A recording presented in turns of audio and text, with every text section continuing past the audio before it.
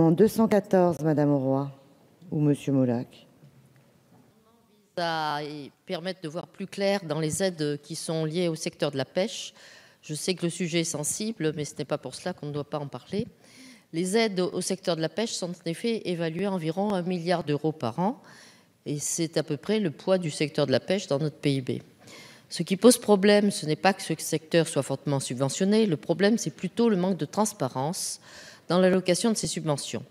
Si nous souhaitons favoriser une pêche durable et créatrice d'emplois, il est nécessaire de pouvoir orienter les aides au secteur de la pêche, et cette orientation n'est possible que si l'on dispose d'un panorama général de subventions accordées. Il y a quelques années, d'ailleurs, la Cour des comptes nous avait alertés dans un rapport qui n'a pas été rendu public sur les dérives des fonds publics alloués à la pêche. La Cour avait notamment émis 3 critiques que je reprends ici. Les aides consenties ne sont pas cohérentes au regard des objectifs de développement durable et elles ont accru la capacité de pêche et donc imposer une pression excessive sur certains stocks de poissons. Les aides ne sont pas centralisées et il n'est pas possible d'avoir une image claire de toutes ces aides accordées. Enfin, la Cour des comptes a pointé du doigt le fait que les subventions sont supérieures au chiffre d'affaires si on inclut les aides à la protection sociale. C'est pourquoi notre amendement vise à rendre publiques, tout simplement, les subventions accordées par l'État à ce secteur. Merci, Madame Auroy. Monsieur le rapporteur, l'avis de la commission. Avis défavorable, simplement pour expliquer qu'on dispose déjà de beaucoup d'informations quand on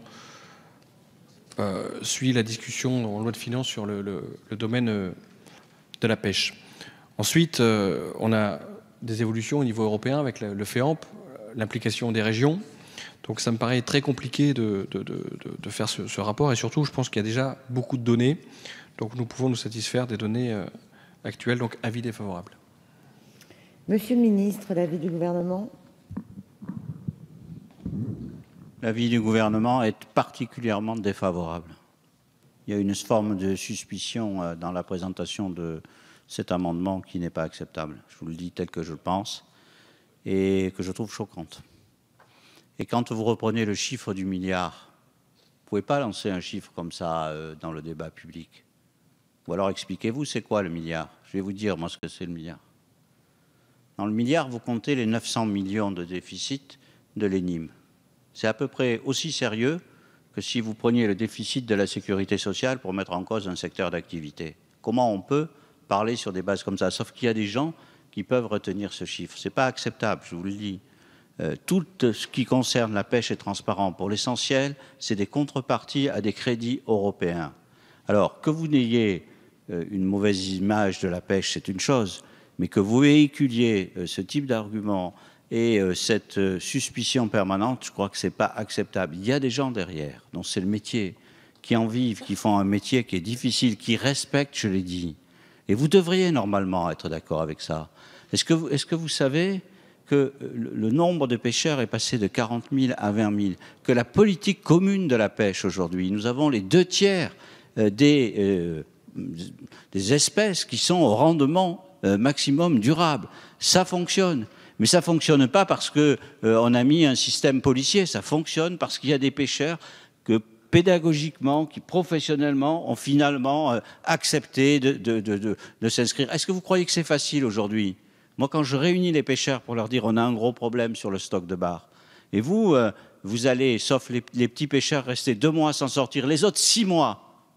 Mais je vais vous dire, probablement qu'ils préfèrent avoir des gens qui respectent leur métier, tout en sachant, eux, qu'ils font ces efforts, plutôt que d'avoir ce climat que je vous le dis, comme je le pense. Je trouve que ces démarches-là ne nous aident pas. C'est un secteur très important pour la France, avec des professionnels qui doivent être respectés et qui s'inscrivent globalement, tous, dans ce qui est la politique commune de la pêche. Et vous devriez les défendre plutôt que d'avoir cette suspicion légitime. Franchement, je vous le dis, je trouve que vous devriez être à nos côtés parce que ce secteur-là, il est important pour la France et il est particulièrement respectable dans les démarches qu'il accomplit et les efforts qu'ils font depuis plusieurs années.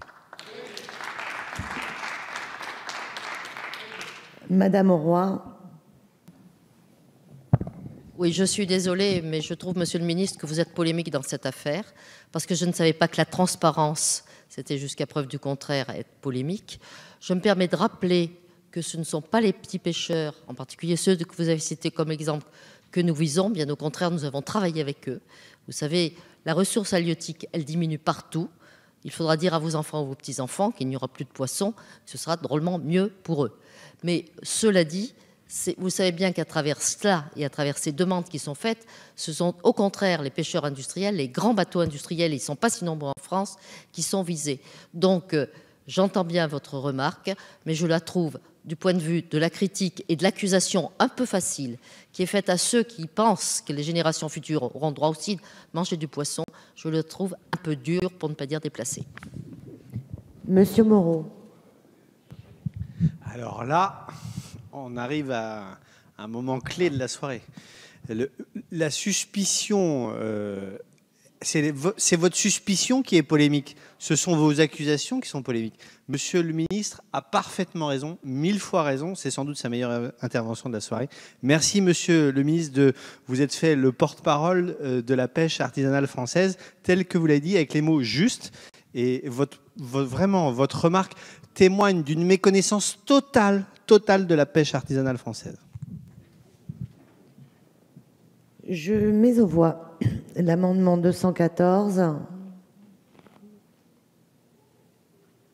Vous le retirez?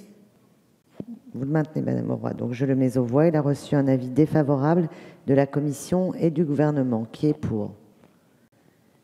Qui est contre? Il n'est pas adopté.